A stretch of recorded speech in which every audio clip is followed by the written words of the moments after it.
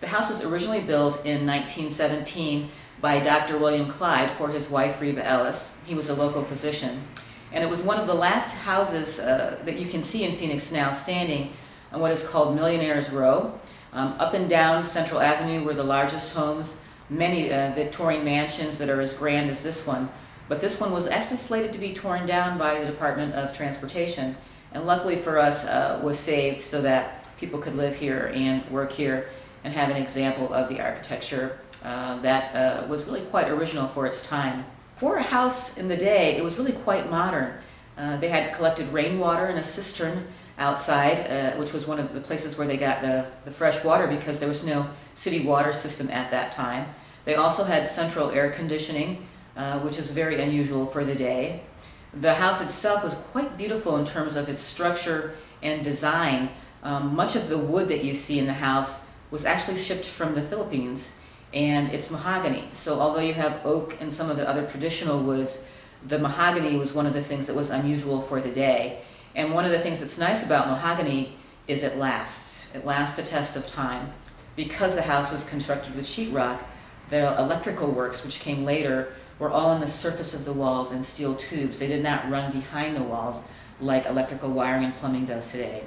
And if you take a stroll through the house and you look upwards, you'll see several beautiful chandeliers that were original to the house. So these are the chandeliers from 1917, and many of them are originally hand-painted by the artist.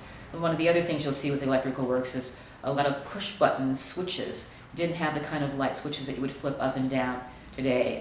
They actually pushed to turn the electrical on and off. Not only did the Shackelford family live here, Dr. William Clyde and his wife Reba, but also the family then was passed on to their daughter Helen and her husband Jim Shackelford, who was a local dentist. So in the 1940s, he built a brick house, little brick building out front, which was his dentist office. He would leave his house to go to work at the dentist office and then come back.